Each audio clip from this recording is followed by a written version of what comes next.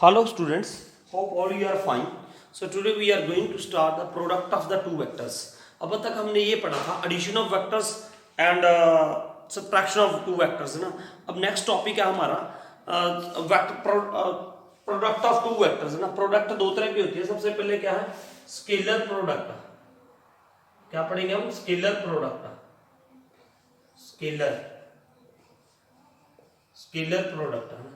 Scalar product means इसको dot product भी बोल देते हैं. क्या बोल देते हैं? डॉट प्रोडक्ट भी बोल देते हैं ना. वैसे ये फिजिक्स में है बहुत आपने किया होगा टॉपिक ये, लेकिन थोड़ा सा मैं यहाँ पे भी बताऊंगा. चलो है क्या जी. लेट अस सपोज यहाँ पे एक वेक्टर है ए, वेक्टर ए है और एक वेक्टर क्या है बी, वेक्टर ए बी है ना. तो जैसे इसका नाम से क्लियर हो जाना चाहिए डॉट प्रोडक्ट. डॉट का मतलब ये है लेट अस सपोज यहाँ पे ये वेक्टर ए है, ए dot B is equal to क्या होगा magnitude of A magnitude of B cos theta. Cos cosine theta है ना. कॉस थीटा बोलते हैं इसको. क्या बोलते हैं? कॉस थीटा कह दो, कोसाइन थीटा कह दो, एक ही बात है.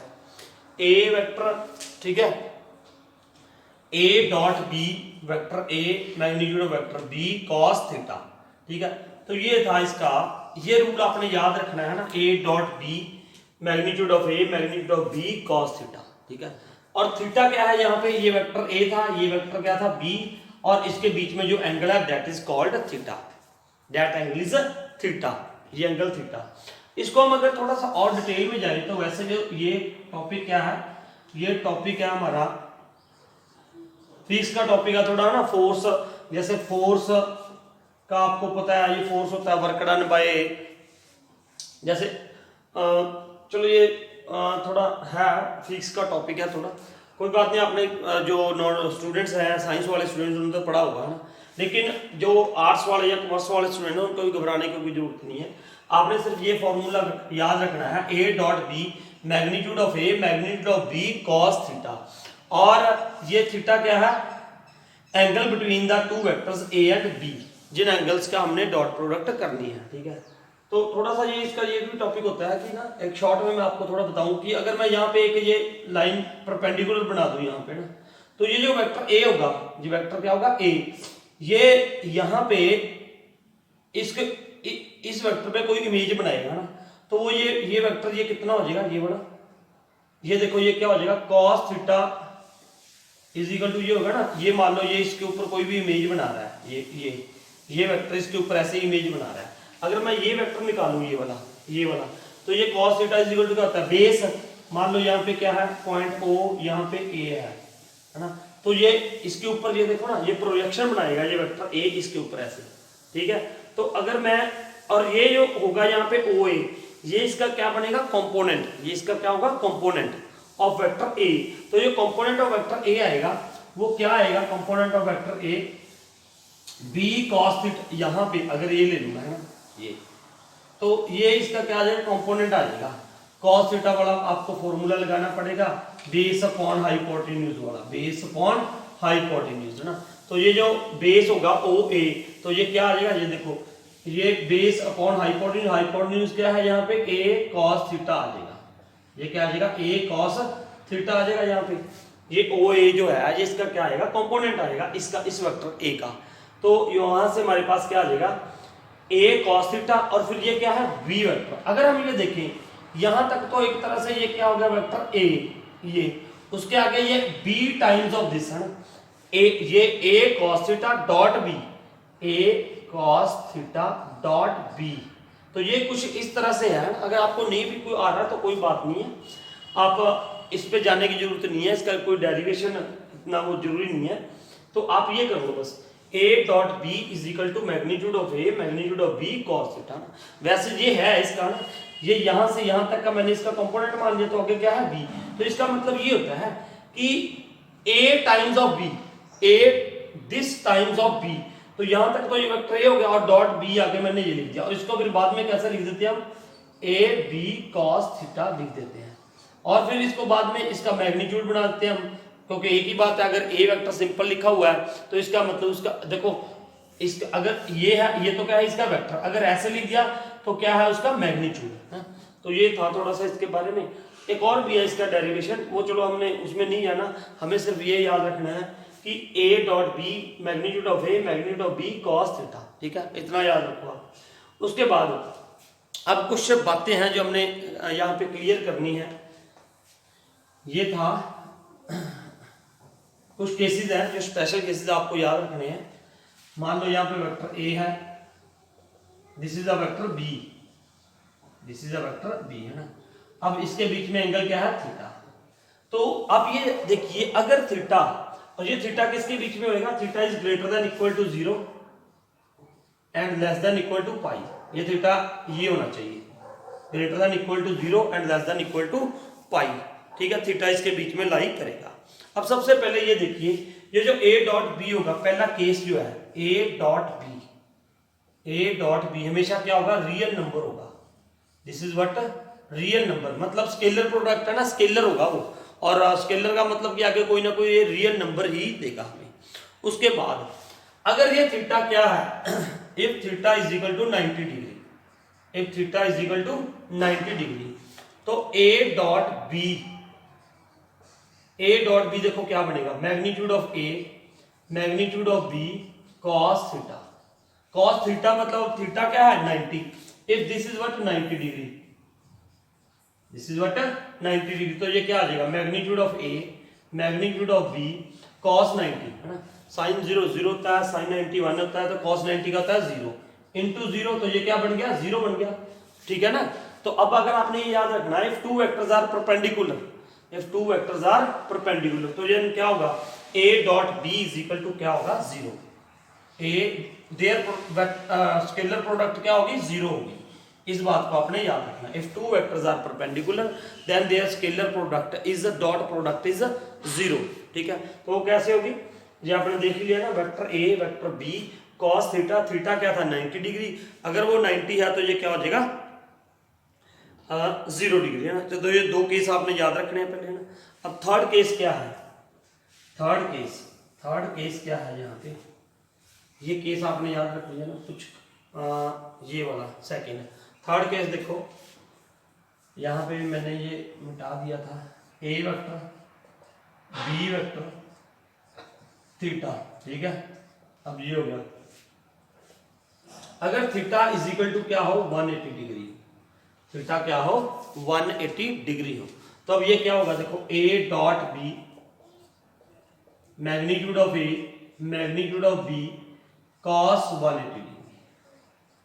अब cos 180 कितना होता है, आपको पता होगा ना, ट्रिग्नोमेट्री वाला चैप्टर पढ़ा है, magnitude of a magnitude of b -1, ये क्या होता है -1, तो a dot b is equal to क्या आ जाएगा, minus magnitude of a magnitude of b, ये आ जाएगा हमारे पास, अगर थीटा क्या है 180 डिग्री है तो, ठीक है, ये आ गया। उसके बाद आगे देखते हैं हम, अगर अब देखो fourth, a dot a is equal to क्या होगा, a का a के साथ ही क्या डॉट प्रोडक्ट, ठीक है। तो ये क्या आ जाएगा, मैग्नीट्यूड ऑफ a देखो दोनों a है, और cos यहां पे क्या आएगा, देखो a डॉट a वेक्टर, देखो a ही वेक्टर ये है, a ही है, उनका आपस में जो थीटा होगा वो क्या होगा, थीटा 0 ही तो होगा, a और a, है ना, ये भी है ये भी है, तो दोनों का आपस में जो एंगल होगा वो क्या होगा, 0 होगा, वो एंगल क्या होगा 0, तो cos 0 आ गया यहाँ पे, तो a dot a is equal to magnitude of a, और cos 0 कितना होता है 1, तो यहाँ पे क्या आ गया इंटू 1 आ गया, तो this is equal to magnitude of a का स्क्वायर। तो अब यहाँ से ये प्रॉपर्टी भी बहुत इंपॉर्टेंट है, आपने याद रखनी है, a dot a is equal to magnitude of a का स्क्वायर, मैग्नीट्यूड ऑफ a का स्क्वायर हो जाता है, ये आपने प्रॉपर्टीज याद रखनी है ना। तो ये थी, उसके बाद हम करेंगे, अब देखो जो मेन हमने जो स्केलर प्रोडक्ट करनी है ये आपको याद होगा, ये याद रहेगा मेरे ख्याल से ना, ठीक है। तो then what will be there now, अब है अगर हमारे पास, अब हमने जो करना है इसमें, यहां से दिखाई तो दे रहा था, यस, अब जो है क्या इसमें रियलिटी में, अब सुनो इधर, हमने जो प्रोडक्ट करनी है वो स्केलर कंपोनेंट्स की करनी है, वो देखिए कैसे करेंगे। अब सबसे पहले मान लो I cap dot I cap, ठीक है, आई डॉट आई कैप क्या होगा, देखो I magnitude of I cap, magnitude of I cap cos I का आई के साथ, फिर वही आई का आई के साथ है ना, तो वो क्या हो जाएगा कॉस जीरो आ जाएगा, कॉस जीरो क्या होता है 1, तो ये क्या आ जाएगा magnitude of I vector, magnitude of I vector. तो ये क्या था यूनिट वेक्टर है, ये क्या होता है यूनिट वेक्टर होता है, आई जे क्या है यूनिट वेक्टर है, तो इसका मैग्नीट्यूड क्या होगा 1 1 इंटू 1, तो ये क्या आ जाएगा 1 आ जाएगा, दिस विल बी व्हाट 1, ठीक है। आई डॉट आई क्या हो गया, आई डॉट आई, आई का मैग्नीट्यूड, आई का मैग्नीट्यूड और cos जीरो, क्योंकि आई और आई के बीच में क्या एंगल आएगा जीरो आएगा, एक ही वेक्टर है, ठीक है, वो थीटा आएगा क्या आएगा जीरो, तो ये क्या हो गया cos जीरो कितना होता है 1, तो ये आई और आई का क्या हो जाएगा इसका यूनिट वेक्टर, यूनिट वेक्टर का मैग्नीट्यूड क्या होता है 1, यूनिट वेक्टर तभी बोलते हैं यार अगर उसका मैग्नीट्यूड क्या है 1 है, तो इसका मैग्नीट्यूड 1, इसका मैग्नीट्यूड 1 इज इक्वल टू क्या हो गया 1 हो गया, ठीक है। अब देखो जी आई डॉट आई भी क्या होगा 1, J dot J is equal to क्या होगा 1, ऐसी के डॉट के इज इक्वल टू क्या होगा 1। अब ये तो आपको याद रखना है सारे इक्वल टू क्या आ गए 1 आ गए। अब अगर हमारे पास क्या आ जाए I dot J, I dot J, अब ये जो आई जे के होते हैं हमने पढ़ा है ना, हमने ये पढ़ा था हमने ना, ये ऐसे this we have discussed already है ना, ये क्या है I along the X axis, along the Y axis J होता है और अलोंग द जेड एक्सिस क्या होता है के क्या है ना। अब आई और जे आपस में क्या है म्यूचुअली परपेंडिकुलर होते हैं, ये क्या है म्यूचुअली परपेंडिकुलर होते हैं, आई जे और के क्या होते हैं आपस में म्यूचुअली परपेंडिकुलर होते हैं। अब आई डॉट जे, तो ये क्या होगा magnitude of I, magnitude of J and cos theta, theta इसके बीच में क्या होगा 90 डिग्री। अब cos 90 होता है वो क्या होता है आपको पता है 0 होता है, तो दिस इज इक्वल टू 0, तो I dot j is equal to 0, I dot j आ जाए, j डॉट k आ जाए इज इक्वल टू 0 है ना, I j k I dot k आ जाए तो वो भी क्या होगा 0 होगा, I dot j dot k I dot k कोई भी आ जाए ना आपस में, तो उनका ये क्या हो जाएगा, ये आपस में तीनों क्या है म्यूचुअली परपेंडिकुलर है। जब ये म्यूचुअली परपेंडिकुलर है तीनों आपस में, तो उसके बीच में एंगल कौन सा होगा 90 डिग्री, और ये 90 डिग्री इसको क्या बना देगा 0, I dot J 0, J dot के 0, आई डॉट के इज इक्वल टू 0 है ना। अब यहाँ से एक मैं आपको एग्जांपल देता हूँ थोड़ी सी, ये आपने याद रखना है, बाकी आपको कैसे क्लियर होगा जब हम इसकी, मैं एक और एग्जांपल दे रहा हूँ यहाँ पे है ना, मल्टीप्लाई करना कैसे है सुनो इधर, सिंपल सी बात है। अब यहाँ पे ये देखिए थोड़ा सा, ये देखो ए वेक्टर मान लो 2i cap plus 3j cap plus 4k cap, अब बी वेक्टर है यहाँ पे ये 3i cap plus 5j cap minus 2k cap, ठीक है। अब देखो a dot B, A vector dot B कैसे करना है, सिर्फ आपने क्या करना है i और i वाला है ना, i 2i को इस 3i के साथ मल्टीप्लाई करोगे तो 2 3 जा क्या हो जाएगा 6, 2 3 जा क्या हो गया 6 हो गया है ना, 2 3 जा क्या हो गया 6। फिर आप ये इसका स्केलर कंपोनेंट इसका स्केलर कंपोनेंट आपस में मल्टीप्लाई करोगे 2 3 जा 6, और i डॉट i क्या होगा, i डॉट i क्या मैंने क्या बोला था आपको भी, i डॉट i क्या होगा 1, तो वहां पे क्या आ जाएगा 6 इंटू 1, ठीक है। फिर अब आप ये सोच रहे हो ना कि सर इसको इसके साथ नहीं मल्टीप्लाई करना है, अरे भैया ऐसे आएगा, देखो 2i cap plus 3j cap plus 4k cap, ये क्या आ गया 3i cap plus 5j cap minus 2k cap, ये आ गया।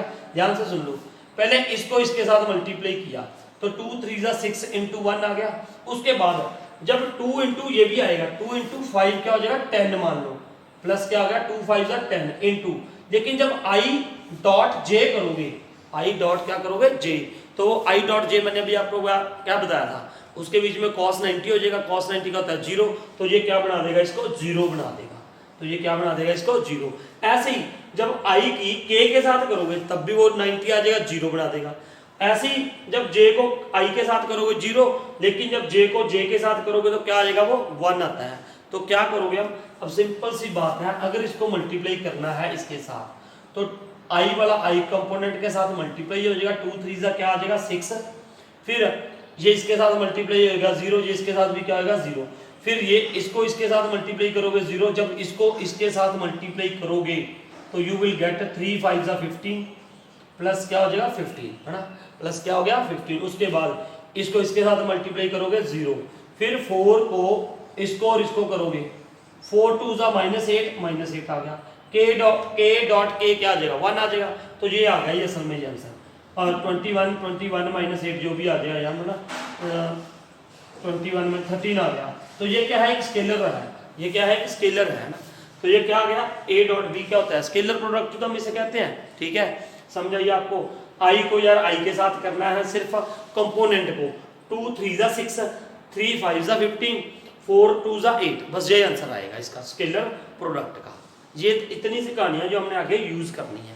इसको इसके साथ मल्टीप्लाई किया तो 0 कैसे बन गया वो आपको कंसेप्ट क्लियर हो गया, क्योंकि i cap dot i cap is equal to क्या होता है 1, ऐसी j dot j cap is equal to क्या होता है 1, k dot k cap is equal to क्या होता है 1, और i dot j is equal to 0, j dot k is equal to 0।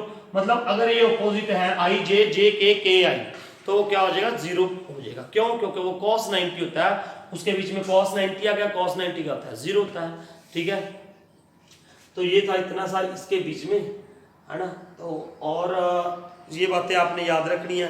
एक है एंगल, है ना, एंगल कैसे निकालना है, एंगल कैसे निकालोगे, एंगल फिर वही फॉर्मूले से ही निकालोगे, ए डॉट कोई वेक्टर है ए और दूसरा वेक्टर क्या है बी, उसके बीच में हमें क्या निकालना है एंगल, तो A vector dot B vector is equal to magnitude of A magnitude of B vector cos theta.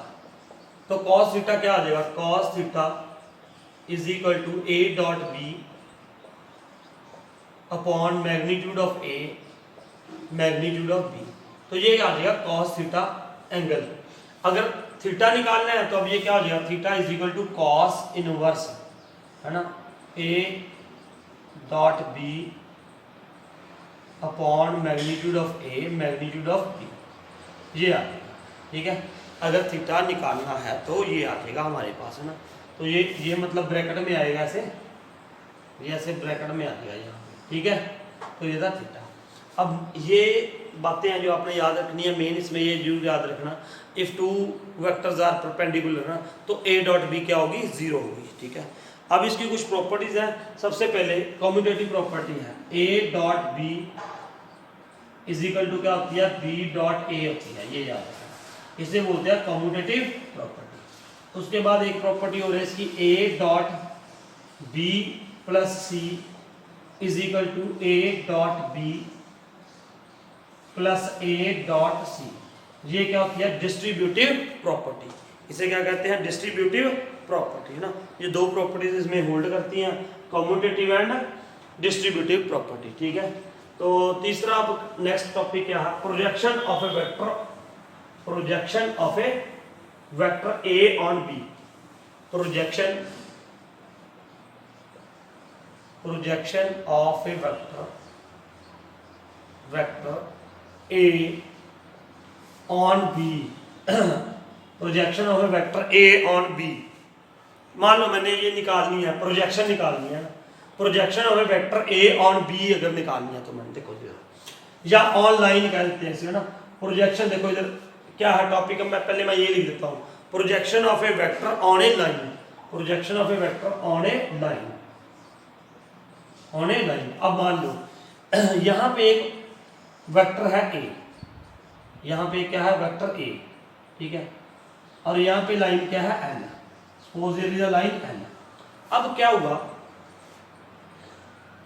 यहां से रेज पड़ी इसके ऊपर, यहाँ इसके ऊपर क्या पड़ी रेज पड़ रही है ऐसे रेज, तो इसकी प्रोजेक्शन बनेगी इसके ऊपर, इसके ऊपर क्या बनेगी प्रोजेक्शन, है ना। और यहाँ पे लगा लो ये एक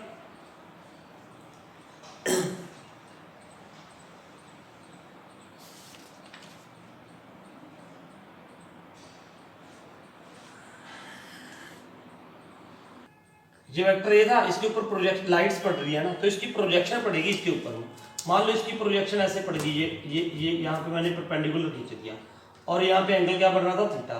इसकी प्रोजेक्शन ये होगी यहाँ पे पी, मान लो पी वेक्टर इसकी यहाँ से यहाँ तक, ये वेक्टर क्या है पी, ये इसकी वेक्टर ए की क्या थी, प्रोजेक्शन थी, है ना। तो जो पी होगा ये क्या होगा, बाय ट्रिग्नोमेट्री रेशियो ना, क्या हो जाएगा, ये देखो वेक्टर पी जो बनेगा वो क्या बनेगा, is equal to A vector का मैग्नीट्यूड, ए वेक्टर का मैग्नीट्यूड और कॉस थीटा, ये हो जाएगा। ये जो पी आएगा ना, जैसे cos theta base upon hypotenuse लगाएंगे हम, है ना, तो आप ये इसकी प्रोजेक्शन पी है, पी अकेला जो है वो क्या है, प्रोजेक्शन है, प्रोजेक्शन वेक्टर है। पी अकेले को क्या बोलेंगे, प्रोजेक्शन वेक्टर। और जो पी का मैग्नीट्यूड निकालोगे उसको क्या बोलेंगे, प्रोजेक्शन। ठीक है, याद रखना। तो now what is there, P is equal to magnitude of A cos theta, ये जो होगा ना, ये इसकी प्रोजेक्शन यहाँ पे जो पड़ेगी। ठीक है, अब इसका सिंपल एक, ये तो था ऑन ए लाइन, है ना। एक आपने याद रखना है, प्रोजेक्शन ऑफ ए वेक्टर ए, अगर क्वेश्चन क्या आना है यहाँ पे, क्वेश्चन आपको ये आना है, projection of A vector A, projection of vector A on B, on vector B, ये लाइन था, है ना। तो ये मैंने क्या लिखा, projection of A vector, projection of A vector A on B.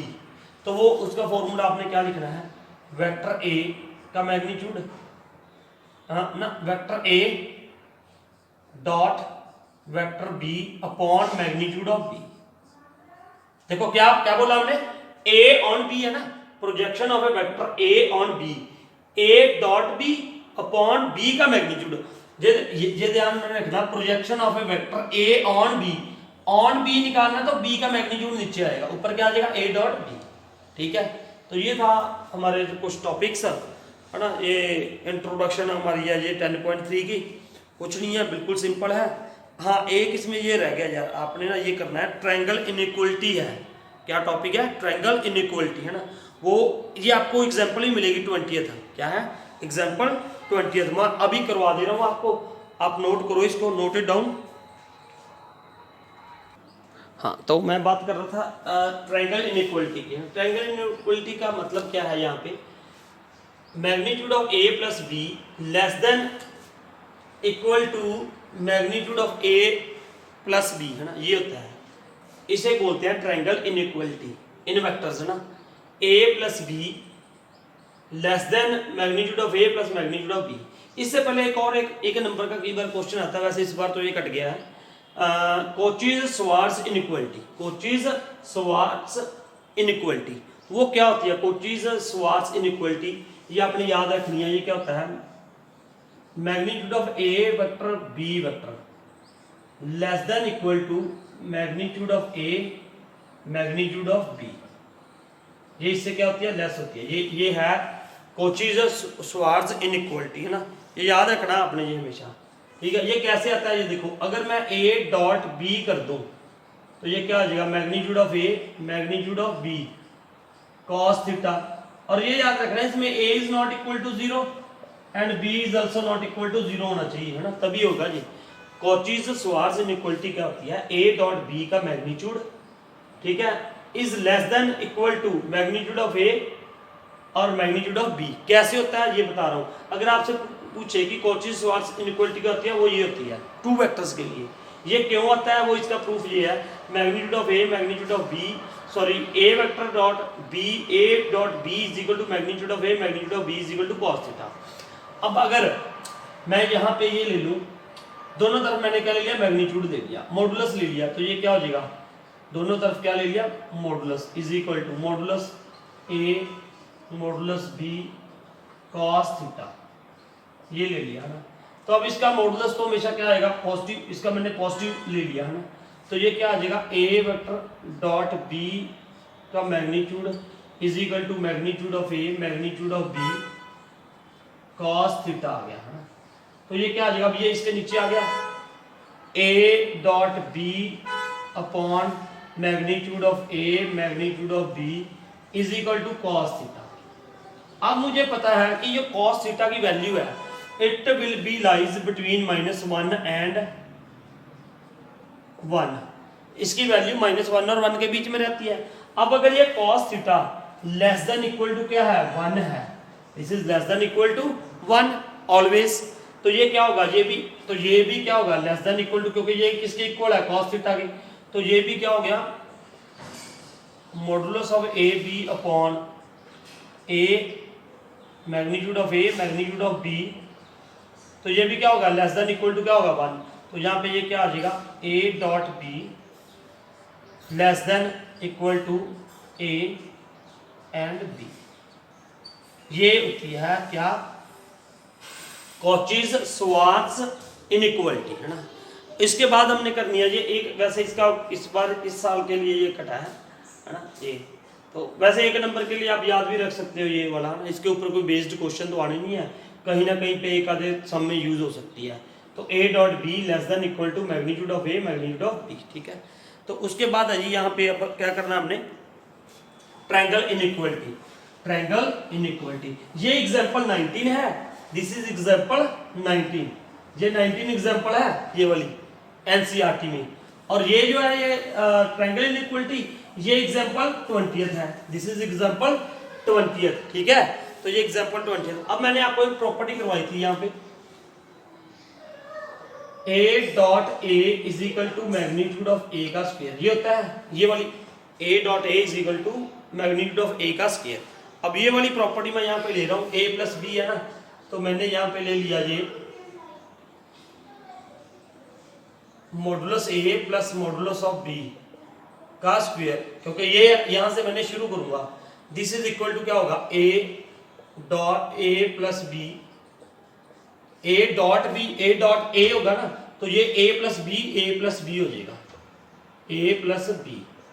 यही प्रॉपर्टी यूज कर रहा हूं मैं यहाँ पे, है ना। ये हो गया इज इक्वल टू, अब ये क्या आ जाएगा, a dot a plus a dot b plus b dot a plus b dot b, ये आ गया। अब ये इसके इक्वल है, ये इसके इक्वल है, तो a डॉट a किसके इक्वल हो जाएगा, ये देखो ये किसके इक्वल हो गया, मैग्नीट्यूड ऑफ a का स्क्वायर प्लस ये क्या बन जाएगा 2a डॉट b, क्योंकि a डॉट और b डॉट a क्या होती है, कम्यूटेटिव प्रॉपर्टी होती है, है ना।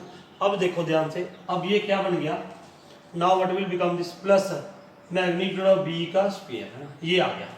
अब a डॉट b को 2ab था। अब एक ये याद रखना कि कभी भी यहाँ पे x है तो वो लेस देन इक्वल टू क्या होगा, मॉडुलस x से क्या होगा, लेस होगा। ये प्रॉपर्टी होती है जी। आप पुट करके देख लो, कोई 5 पुट करोगे तो इसके इक्वल आएगा ना, अगर -6 पुट करोगे तो ये क्या आएगा, -6, और -6 लेस देन क्या होगा इससे, क्योंकि ये तो इसको क्या बना देगा, पॉजिटिव बना देगा। तो x less than equal to क्या होता है, मॉडुलस x, है ना। अब ये था ये वाला, है ना। अब यहाँ पे क्या है, a डॉट b है, a डॉट क्या है, b है। अब मैं अगर यहाँ पे ये लिख दूं, ये इसका square plus 2 less than a dot b, ये लिख दिया हमने जी। आप कहोगे सर आपने मॉडुलस क्यों लगा दिया। अब मैं ये लिख दिया, अगर मॉडुलस b का स्क्वायर ये था ना, इसको मैं यहां तक तो आपको क्लियर हो गया, ये था। अब मैंने ये वाला जो है ये portion, this is less than equal to this, क्यों, अरे देखो ना, ये x less than equal to x होता है ना, x less than equal to x होता है। तो मैंने यहाँ पे a डॉट b की जगह पे क्या लिख दिया, ये तो इसकी जगह पे ये लिख दिया, प्लस ये वाला ये होगा, ये इससे लेस होगा, ये इससे क्या होगा, लेस होगा ना, क्योंकि यार ये x है ओपन, ये x less than equal to क्या होगा, x है। तो मैंने इसकी जगह पे, इसकी प्लेस पे ये लिख दिया, और जब ये लिखा तो ये वाला ये इससे लेस होगा ना, मॉडुलस वाले से लेस होता है, ठीक है। तो यहाँ पे जो भी, ये तो सेम थी क्वांटिटी, ये और ये, जब इसकी जगह पे मैंने ये लिखा तो इसका मतलब ये इससे क्या हो गया, लेस हो गया, ये सारी क्वांटिटी इससे क्या होगी, लेस होगी। अब इसको क्या लिखोगे आप, less than equal to a square plus. अब इसको क्या लिख सकते हो, ये हमने कोचीज स्वार्ट्ज थ्योरम पढ़ी थी ना, वो क्या थी, a dot b less than equal to क्या होता है, modulus of a modulus of b। ये हमने पढ़ा था अभी 19 में, मैंने 19 एग्जांपल और ये बताई थी कोची स्वार्ट्ज इनइक्वालिटी, है ना। तो इसकी जगह पे मैंने क्या लिख दिया, देखो 2 ये a modulus b plus b का स्क्वायर। अब ये इसको क्या लिख सकता हूं मैं, this is less than equal to modulus A plus modulus of B का स्क्वायर बन गया जी इसका। देखो ना, A square plus B square plus 2ab तो होता है, और यहाँ पे ये क्या था, modulus of A plus modulus of B का स्क्वायर। तो स्क्वायर के साथ स्क्वायर कैंसिल हो गया, तो यही हमने प्रूव करना था। ये हो गया modulus of A plus B is less than equal to modulus of A plus modulus of B. कई बच्चों को यहाँ पे नहीं समझाएगा, ये यहाँ तक तो क्लियर हो गया होगा ना, यहाँ तक तो पक्का क्लियर है ना। इसके बाद देखो यार, मैंने सिर्फ ये प्रॉपर्टी लगाई है, X less than equal to modulus x.